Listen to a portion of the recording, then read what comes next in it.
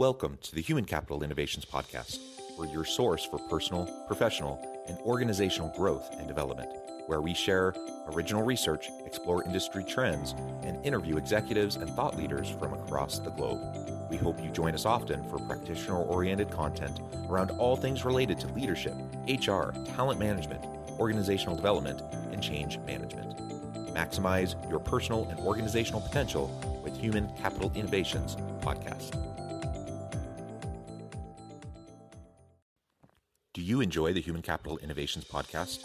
Please subscribe, leave a review, comment, share, and consider supporting the podcast on Patreon, even at the producer and sponsorship levels.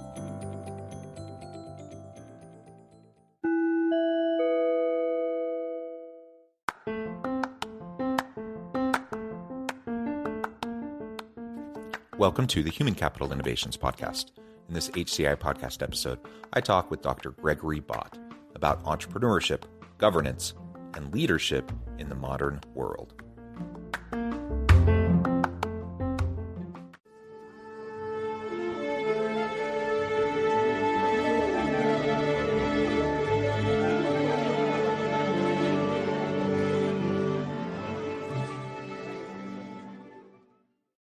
Dr. Gregory Bott, welcome to the Human Capital Innovations Podcast. Hi, thanks, John. It is a pleasure to be with you. You're joining us from Alberta, Canada. I'm south of Salt Lake City in Utah. And today we're going to be talking about the world of acquisitions and really from an entrepreneurial governance and leadership lens, just trying to understand how all of this plays into the ways organizations function in the modern world and how we can do that more effectively within all this complexity and uncertainty that's swirling in the world all around us. As we get started, I wanted to share Greg's bio with everybody. Dr. Gregory Bott is an entrepreneur and investor. At age 24, he quit his full-time corporate employment in pursuit of both higher education and entrepreneurship. Since then, he has owned and operated numerous businesses across multiple industries, including hospitality, real estate, and agriculture. A governance and leadership expert with 4 degrees across 3 continents, he instructs at the University of Alberta and chairs one of the largest social services agencies in Alberta, Canada. And you can find out more about him at www.gregbott.com. What a tremendous background. Anything else you would like to share with listeners by way of your background or personal context before we dive on in further to the conversation? I think you got a lot of it. More recently, I've been a lot more purposeful on where I spend my time, and just really trying to narrow that down. And a lot of that lately is, outside of the businesses has been this community service, which is working with or on nonprofit boards. And where I find I could contribute the most is in the social service sector, just where my skill set and passion has been more recently. And then the personal development, and that's one where you can really relate to. And I look at your bio and everything with the academic piece, but more recently, going back into the classroom and instructing on some of these topics, I find when you're teaching, it's you think you're projecting a message to students, but teaching is really a piece of self-reflection as well. So as I was writing the book, for example, those two just worked hand in hand. And, if you have to teach it to somebody else and you're in front of a students, you really think a lot more methodical about some of the material and relate that to practice. Yeah, I think that's absolutely true. And it's one of the things as a teacher or a trainer in a corporate setting or whatever, I have to remind myself regularly that I'm going through that constant self-reflective practice as I'm trying to figure out how, what I'm going to share, how I'm going to share it in the most effective way possible. And I have to remember that I have to help people in the audience or students in the classroom with those explicit connections that in my mind are obvious because I've gone through that thorough self-reflective process, but may not be obvious to those who are listening to me, right? And so part of curricular design, pedagogical approaches, whether in a corporate setting or in the classroom, is all about helping people make those connections, have those guideposts, and be able to see the forest from the trees from all the specific things you may be talking about. So that is a great thing about doing what we do, and it's one of the reasons why I love it. Yeah, I find like my earlier academic or my earlier entrepreneurial career, I was very much in a silo. I had mentors and we had people that we leaned on, but I was very much in a silo. And more recently, doing these types of podcasts, writing the book, it just more time for reflection. And the book, for example, I spent first year of the book reading and doing the research for that, read 120 books in that. And as I wrote, I started writing the book thinking I had a message to tell. And over that time and researching and reflecting, that message shifted and I came out with different principles and a different person having gone through that process. So you start at thinking you have a message and that message shifts as you really dive deep and reflect and you learn about yourself. The more you're out there, the more you're talking to people, the more when I do a podcast, I re-listen to it and think, what can I learn from that and how can I do the next one better? So I think to just always be on a journey. And yeah, if you're talking and preaching to other people, you learn about yourself in the journey. Yeah, absolutely. Well, good. You've already referred to the book a couple of times and kind of your self-reflective journey there. Obviously, so much that goes into the writing of a book, and you pour your heart and soul into it, and you hope to share something that's going to be helpful to other people. Why don't you start now by telling us a little bit more about really why you wrote this book, and then we can start to get into some of the key takeaways for listeners. So my previous experience with businesses had always been with startup, whether that be on our own or franchised. And there's a lot of risks and things that are inherent with the startup that provide for a lot more swings in your wealth, a lot more swings in your emotion. And a few years ago, we'd shifted, and one of the companies that we owned undertook an acquisition. So we purchased the business of a competitor and merged that into our existing organization. And I remember, sitting back a month into this and looking up at my business partner and just saying, that was a little bit too smooth. We had just doubled the size of our company, or I guess tripled it, just with one signature. And we woke up the next day and we were 3 times the size. And we had spent the number of years prior to that just trying to get where we were, and then just to have this success overnight. And that made me kind of step back and think about, why did that work? And there's got to be more to this, and why aren't more people doing this? And what I realized in that reflection is that when we think about entrepreneurship, we tend to think about entrepreneurship and the startup as synonyms.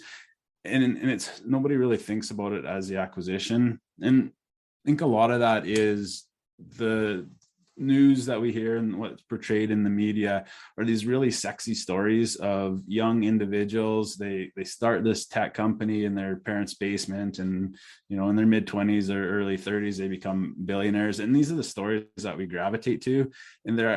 But in reality, they're the outliers. They're not what the data suggests, and they're not actually the norm. They're just anecdotes and outliers. And in reality, if you take a more objective approach or reflection on this, the startup tends not to have a very strong risk reward trade-off. And that's what leads to the high failure rates. So with an acquisition, you really have some history to that. And there's just so many things that come with an acquisition that you don't have with the startup. And, for example, when you buy a business, you have a proven reoccurring revenue stream with a proven history. So you actually have some data to analyze. It's not a guess and test model. You're looking at that and what you're purchasing with some safety net. You have an existing customer base. So their purchasing history, their trends, the amount that they purchase, what frequency, the products, they've been tested and refined. So you have this proven value to the customer that you're not having to reinvent the wheel. That's already been done. Somebody's gone through that process. And in our acquisition, we inherited some really strong staff, and that's what kept those relationships with the customer and suppliers. And they were already trained, they're developed, and they were just exactly what our business needed at that time. And one of the biggest things for scaling a business is making sure it gets to the point that there's existing systems and processes in place. And as long as you're buying a business that's reached that level of maturity, they should have that system and processes and structure. And all you really need to do is tweak and play with that. And it's really easy to bounce off of that existing model. And you can take that to the next level a lot easier than you can taking a startup to where that last owner left off. I think a good example is, the business that we bought. The previous owner had been in that grind for 10 years. He had missed, kids' soccer games. His wife had some health issues, and he didn't always feel that he could be there for that. And it took him a lot of time to get up to that level where he felt the business had that process and structure where someone could bounce off. And we just stepped in and inherited that with a signature. And now it's a lot easier for us to go and run with that. So I think that was just a story that I wanted to tell, because it's not a common story. And a lot of people just having that startup and entrepreneurship as synonyms, people don't think of or see themselves in this acquisition or merger journey, where in reality it's an opportunity that's open to anybody. We just don't think of that, and it's not our first reaction when we think about entrepreneurship. Yeah. Super interesting story and examples, that you're sharing here. And yeah, I talk to lots of entrepreneurs or solopreneurs who are thinking about scaling or who have had success scaling. And you just bring up a really, really important point, that it is so challenging to systematically scale in a productive, healthy way, to scale a business. And while that's certainly one option, like over time, you grow in revenues and client base, you add more employees, you scale your business. I live, south of Salt Lake City. It's a tech corridor. We have lots of unicorns here. We have lots of tech companies that are growing like at crazy rapid paces. So if you live in that kind of an environment, and you see it all around you, you just think, oh, well, that's what you do. Everyone scales. Like, what they also do? They're constantly going through mergers and acquisitions. And that is also how they help to fuel the growth, right? And so I need to be really mindful about that as I'm thinking about my grind in my business. If most people, 80+% of the US economy is based on small business. And so most people are in small business. I don't know how it is in Canada, but it's probably something similar. And most people are in small businesses, and most people stay in small businesses. So if you're really looking for growth and scaling, what you're sharing is just a really important component to that we just can't ignore.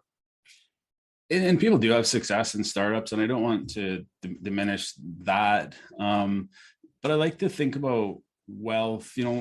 Business is building wealth, and that's a lot of why people are in it. There's this personal fulfillment and other reasons to be in it. Give back, develop a certain income so you can give back to community. But if we look at business as wealth accumulation, startups they have these cycles. You have ups and downs, you have failures, and you take a step forward and then you get hit and you take 2 steps back. Where we look at earlier literature on wealth accumulation, it always talks about incremental gains. So if you can just gain that 10% or a certain amount every year, and you have cumulative returns, that's what builds wealth over time.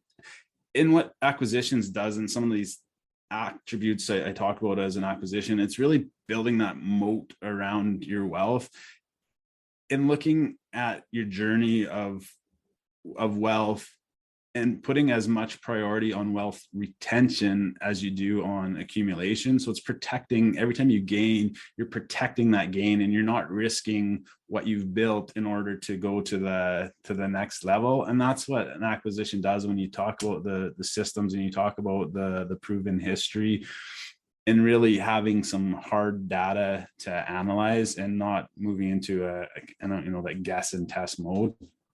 So let's say anyone listening, you're thinking about scaling your business and you're thinking about this acquisition approach.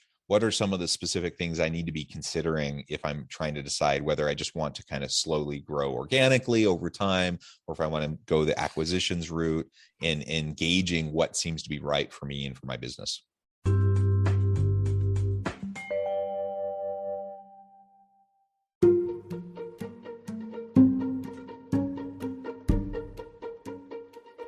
Welcome to the Human Capital Innovations Academy. Courses, micro-credentials, and certificates to upskill and reskill for the future of work. All HCI Academy courses, micro-credentials, and certificates are designed, developed, and delivered by award-winning and internationally renowned scholars, educators, thought leaders, executives, and practitioners. Our courses, micro-credentials, and certificates will help you make your mark on the future of work and make an immediate impact in your organizations. Check out the HCI Academy and our many course offerings and certificates to upskill and reskill for the future of work.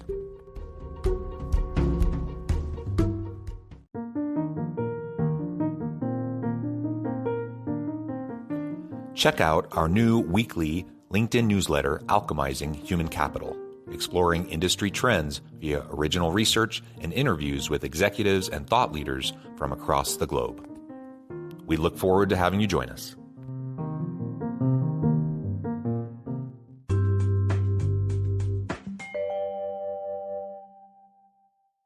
Yeah, I think there's a few things. One is buying the right business. So that's setting yourself up for success. And then once you've done that, it's building in processes and systems which would follow, more of a Michael Gerber philosophy. And, there's more contemporary authors on that, like Allison Maslan. So when I talk about purchasing a business, I really have this fixation on just stability or dull businesses. And what you get with purchasing that, I look at fundamentals in order to set yourself up for success and buying an enduring business. So things like, is it a fixed cost versus a variable cost model? Where a fixed cost, we saw a lot of organizations in COVID close their doors, and they tended to be ones that were in a fixed cost model. They had storefronts or retail. And when their revenues dropped, they quite quickly went below their break even and below that high commercial rents, and they didn't have any choice but to shut their doors. Where ones in a variable cost model, if their revenue dropped, their costs dropped proportionately. So although they're making less money, they were still surviving. And that just that was one piece of risk that the fixed cost model had. And it's also easier to scale a variable cost model because you're not necessarily needing these large capital injections in order to scale the business. You can just add expenses that follow that increase in revenue. Other ones, recurring versus non-recurring revenue. If you have to constantly go rebid on jobs, you're always at risk of not having this predictable revenue. Where companies that have subscriptions or longer term contracts, they just have this safety net that they can, one of our organizations, I can tell you 6 months, 8 months out what our revenue is within 10%. We still have the option of growing that, but I know where our customers' loyalty is. I know what our attrition is, and I can tell you that where a lot of businesses can't, and a lot of businesses that I've been in, we didn't have that either. Things like customer concentration, when you're doing your due diligence, what percentage of customers make up your top 10, 20% of revenue. So if you bought this business and your top 2 or 3 customers left, what would that do to your business? And if they make up a large portion of the revenue, you could be left debt servicing this company and have this cost to carry that, but your revenue disappeared. So again, kind of a risk mitigation strategy that you look at in due diligence.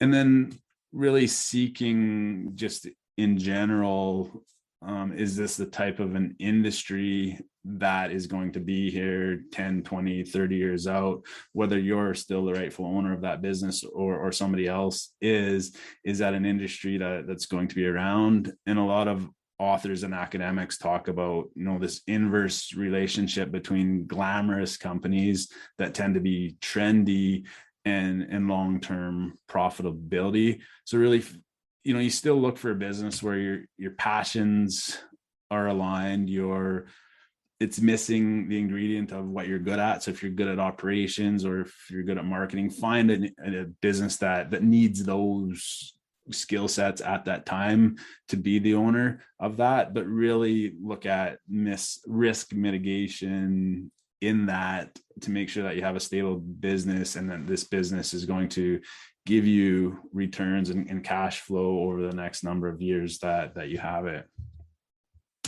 Yeah. And in all of this too, you have the people management components, the leadership components. So you referred to earlier, you have with one sign of the signature, all of a sudden, you scaled over time, you put all this blood, sweat, and tears into it. And now just overnight, you've grown your business so much. Now, like legally, technically on paper, you've grown your business. But there's also then you have to figure out how you're all going to be working together in the same organization, how all the governance components go into that, all of the systems, the processes, the culture, the onboarding, just all the policies and practices of the organization, how you're going to get people onto the same page. And I'm wondering if you could talk to that for a minute about some of the things we need to consider, or maybe some of the good things and challenging things you faced as you've done that in your own career. Yeah, I think integration is a big one, in culture. So one organization that I'm working with right now, we're looking at some level of the pendulum of whether merging or just working with another organization. And we're really going to different levels of the organization and trying to understand culture. So if we were to do this, or if we were to land on a certain level of that pendulum, how would staff react? How would the management style of this organization be able to work with the staff of this other organization? So I think culture, every organization just takes on a culture, and you could probably speak to this better than myself, but just making sure that you really understand that. It doesn't mean that it's an insurmountable hurdle. It just means that you really have to be aware of it. And there's so many little hidden intricacies where and preferences that you just need to be aware of within culture. But if you get it right, it really works. In our last acquisition, we realized really shortly that there's things that they were doing better than us, and we absorb their processes and structure into the kind of the greater merged organization. And there is some things on the tech side and the process side that we were doing better, but we had the ability to then pick and choose, because we were pulling from two organizations and two skill sets and two cultures, and we could really cherry pick what we wanted. And the greater organization, the merged organization, was better collectively than each individual. So in that case, 2 + 2 = 5 or 6. And that also came out on the bottom line, because as we merged, we had 2 offices came to one office on a, from a fixed cost perspective. And, not unfortunately, but 4 staff plus 10 staff didn't equal 14. So there's some efficiencies there, and it worked out for everybody. But it just, from an economics of it, and from a culture perspective, and from a systems perspective, there's just so much learning on both sides, where the greater organization is better than the individual components in a merger. Yeah, you described that so well. That and it's a problem I see in many organizations, especially when it's an acquisition. That you have, the acquiring company that then says, okay, you are now going to assimilate to everything that we do. Now, there's a certain time and place for, I suppose, that kind of an approach. But more often, what's a healthier approach is how you just described it, where you look at the competencies, the capabilities of both organizations that are now coming together, and you're looking to learn both ways, right? So the strengths of the acquiring company that you tried to then build into the culture and the processes, the systems of this newly formed organization, right? That is now grown, but also the company that has been acquired. Just because that organization has been acquired doesn't mean they don't have capabilities to bring to the table. And in fact, the opposite should be true if you just acquired them, right? They should have human capital, financial capital, intellectual property, systems, technologies, whatever. They should have things that add value to the organization. Otherwise, you wouldn't have acquired them in the first place. Recognize that, tap into that, pull that into your organization. And like you said, culture, it's a challenging thing. And there's no like prescription for this. It's just, you have to be mindful about it. You have to be proactive about it.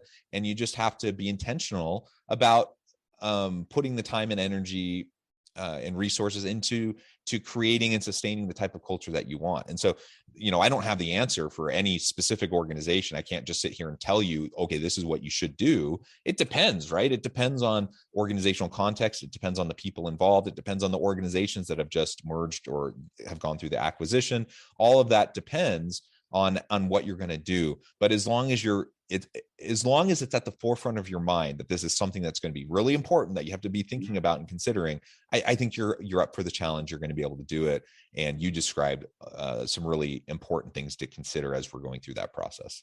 Yeah, you just made me think of another thing is, in an acquisition or any type of organizational change, there's always this fear of flight risk.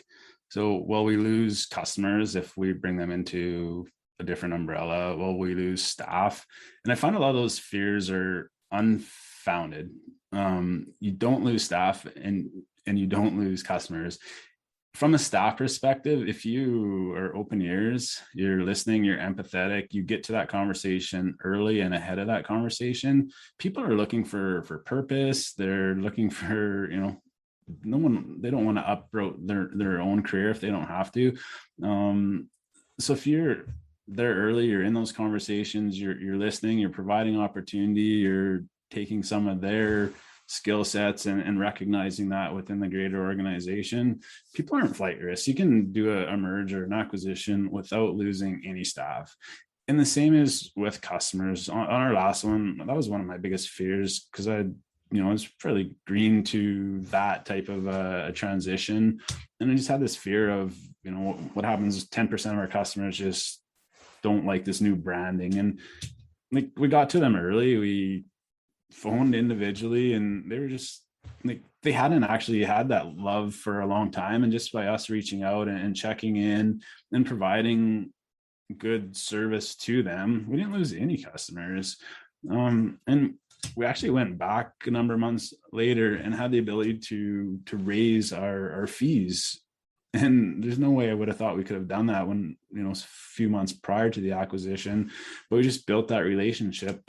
And so I think, that's part of it, is just providing that opportunity for staff. And the greater organization tends to have more capacity to provide that than the individuals, smaller organizations. Yep. Well said. Well, Greg, it has just been a pleasure. I know at the time I'm going to have to let you go here in a few minutes, but as we're starting to wrap things up, before we close, I wanted to give you a chance to share with listeners how they can get connected with you, find out more about your work, where they can find your book, and then give us a final word on the topic for today. Sure. Thanks, John. You can visit my website, gregbott.com. It has more about the book and my bio, and there's a way to reach out to me as well. I just think lastly with business and acquisitions, a lot of times when we look at media or we look at larger companies, we just don't see ourselves reflecting back in the mirror and these stereotypes of what we've been led to believe an entrepreneur should look like. We don't see that when we look in the mirror, but in reality, entrepreneurship is open to anybody. Acquisitions are open to anybody, no matter age, education, current wealth. It's the business that builds wealth. You don't need wealth before you start. So just being open to it. And if it's something that you're interested in, just engage with the literature and engage with people and start to engage with the grind. Wonderful. Thank you, Greg. It has just been a pleasure. I encourage listeners to reach out, get connected, find out more about Greg and his team. Check out the book, check out all the great resources. And as always, I hope everyone can stay healthy and safe, that you can find meaning and purpose at work each and every day. And I hope you all have a great week.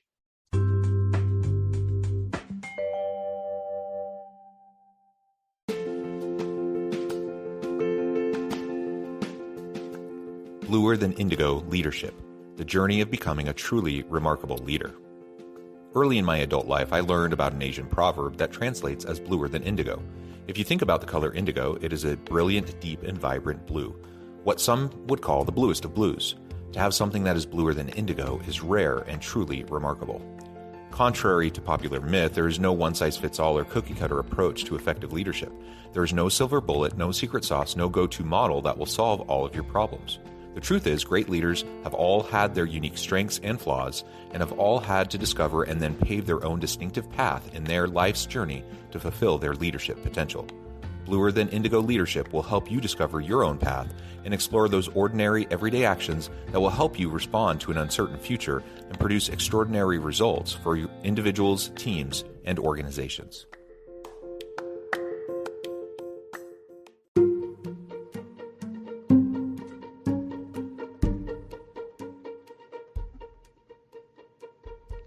Check out Human Capital Innovations magazine, Human Capital Leadership.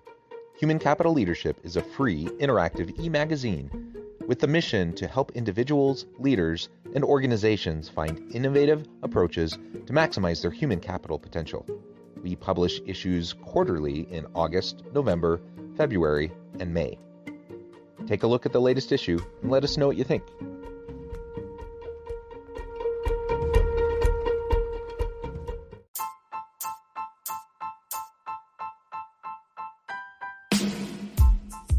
The alchemy of truly remarkable leadership. Ordinary, everyday actions that produce extraordinary results. Consider how the nature of work has shifted over the past 50 years. With increased globalization, rapid technological advancement, and the shift in economic composition, the average job of today looks very different than the average job of 50 years ago. What will the jobs and organizations of tomorrow look like? Moreover, what does this all mean for organizational leaders? What are the core competencies and capabilities of organizations and their leadership that are prepared for continued disruption and geopolitical and socioeconomic shifts? Regardless of what the future holds, increasingly, leaders need to be socially minded, data-driven, decisive, champions of talent, and disruptors of the traditional notions of leadership, teams, organizations, and work. The alchemy of truly remarkable leadership will help you to explore your own leadership competencies and capabilities and consider ways to apply and implement them into your workplace and personal life.